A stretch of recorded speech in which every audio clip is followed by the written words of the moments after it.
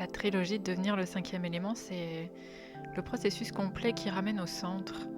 C'est celui qui nous reconnecte à nous-mêmes, qui reconnecte à soi avec sa vérité et qui permet de manifester notre essence. Parce que on est pleinement conscient, pleinement présent à tout ce que l'on est, dans l'alliance de tout ce qui nous compose, de notre invisible avec notre visible. Donc devenir le cinquième élément, c'est le processus d'alchimie de soi.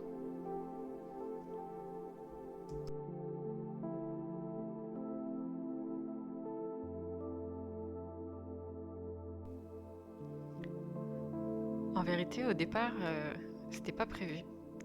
Mais plus la création avançait et plus ça faisait du sens, parce que ça venait mettre en perspective un peu tout mon parcours, où j'ai pu vivre les étapes de l'alchimie de soi. Donc même si pour être honnête, je crois qu'il n'y a pas de fin réelle à l'alchimie, parce que c'est un processus qui permet de passer à un niveau de conscience plus grand.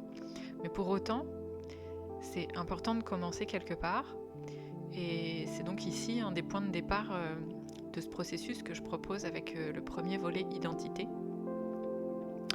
Et l'aspect trilogie, en fait, c'est vraiment la symbolique du chiffre 3 qui s'est imposée au milieu de la création. Et cette symbolique qui permet en fait d'unifier, de rassembler, de reprendre sa place, de communiquer aussi, et à la fois de reformer sa Merkaba. La reformer parce que on ramène à la conscience du corps les deux formes triangulaires qui sont placées ensemble et en inversé, et qui sont en quelque sorte l'espace d'union entre le masculin et le féminin qui refonctionne en unité. Donc en somme, c'est trois espaces qui révèlent la lumière et son mouvement à travers notre matière.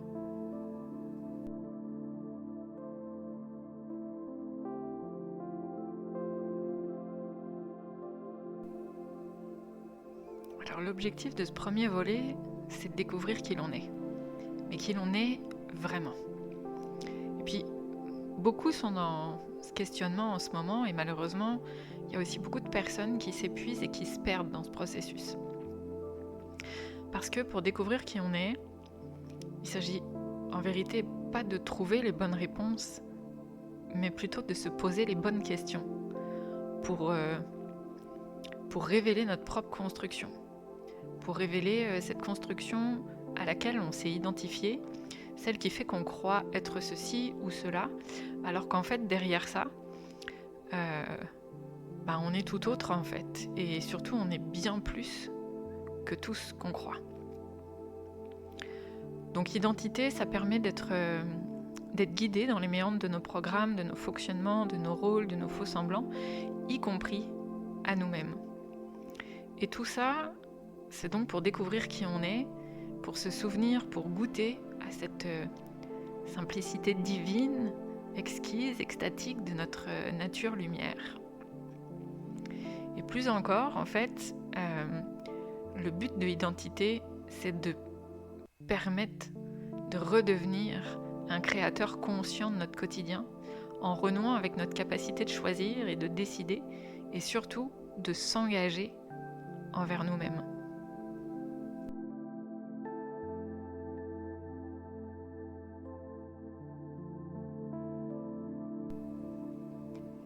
Ça s'adresse à tous ceux qui souhaitent évoluer vers une vie plus douce, plus vraie, plus authentique, plus heureuse, pour ceux qui ont décidé de devenir les créateurs de leur bonheur.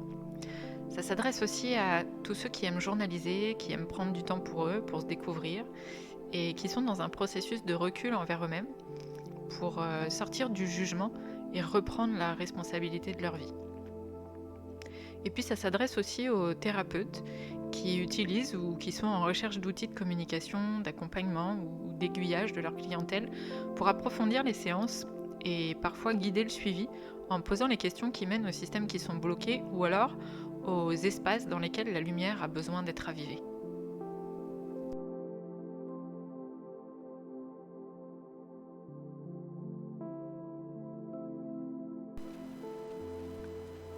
C'est vrai qu'on peut se poser la question parce que En ce moment, il y a comme un effet de mode au niveau des oracles. Il suffit pour ça de regarder la taille des rayons qui sont dédiés à ça dans les boutiques pour s'en rendre compte. Mais au-delà de l'effet de mode, je suis une utilisatrice d'oracle et de tarot depuis ma préadolescence. Donc en fait, pour moi, c'est un outil que j'apprécie et que j'avoue pourtant que j'utilise de moins en moins parce que ma médiumnité me permet d'avoir accès à toutes les informations dont j'ai besoin. Mais quand même, j'aime bien ce vecteur. J'ai une vision des oracles et des tarots qui est un peu celle d'un compagnon. Pour moi, c'est vraiment des accompagnateurs du quotidien et parfois de grandes étapes de vie. À mon sens, c'est des facilitateurs de reconnexion à l'intuition. Ils nous permettent de l'entraîner, de la ramener au devant de la scène, de la stretcher. Et puis, c'est aussi, à mon sens, des bons guides, des grands enseignants dans la transparence de soi, dans le retour au discernement et à la reprise de responsabilité de soi. Bon, sauf si bien sûr on les utilise pour se donner raison et qu'on a envie à travers eux de se conforter dans nos résolutions un peu butées ou dans nos excuses inconscientes d'humains blessés. C'est d'ailleurs pour ça que j'ai créé cet oracle. C'est pour passer justement de l'illusion du moi à la conscience du soi, tout en amenant la possibilité de se créer des routines d'écoute, de vérité, d'intuition, de confiance et de respect via les questions que l'oracle soulève.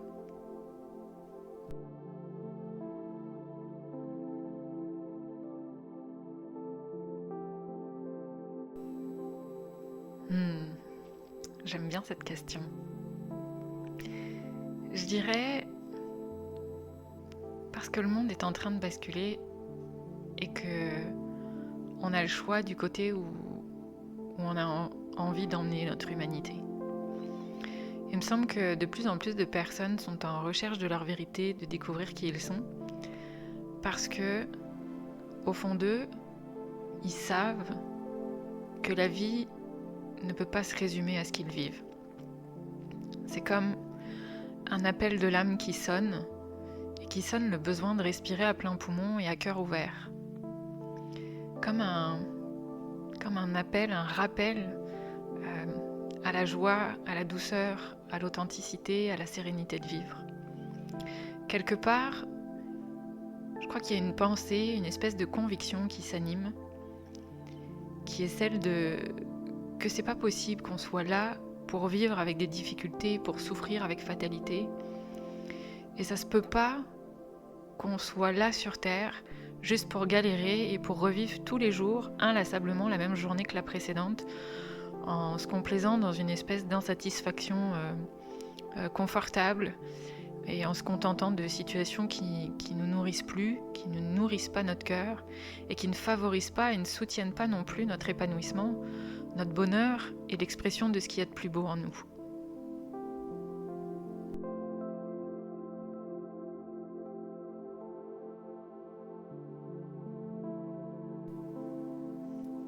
Parce que pour moi, tout part de là.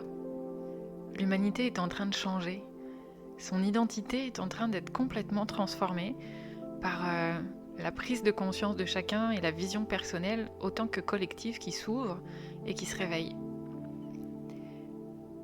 L'humanité a comme besoin de renouer avec sa grandeur, avec son énergie de cœur. Cette énergie qui est celle des gardiens, des veilleurs, des créateurs de la terre et du vivant. Et chacun de nous est en train de reconnecter avec son cœur. Et de la même façon, de changer son identité pour en créer une qui soit plus lumineuse, plus divine, plus grande, plus ouverte, et qui émane la préciosité, la reconnaissance, la confiance et la puissance authentique et maîtrisée. Et c'est tous ces sujets qui sont là et qu'on traverse à plus ou moins grande échelle selon chacun.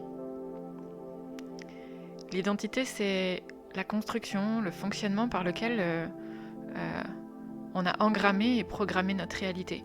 Et pour revenir à une identité sacrée, alors c'est important de révéler, de prendre conscience, d'appréhender celle qu'on a édifiée et qu'on a utilisée pendant toutes ces années.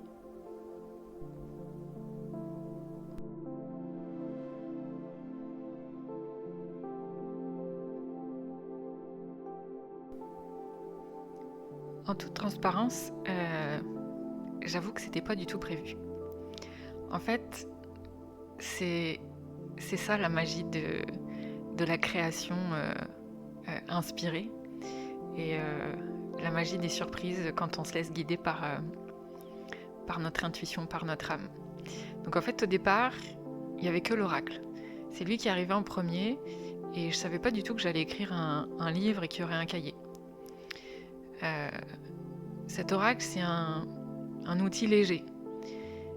Il est créé comme un coach qu'on peut consulter partout.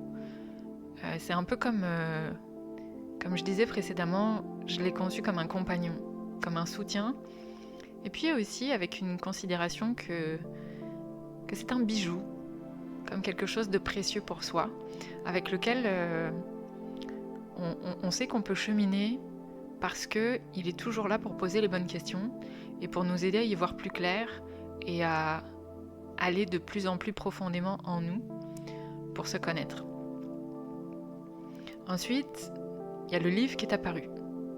C'était comme une évidence que le contenu de l'oracle, sa forme, c'était pas suffisant pour contenir toutes les informations qui sont autour et qui soutiennent toute cette énergie, toutes ces fréquences qui sont là dans ce projet.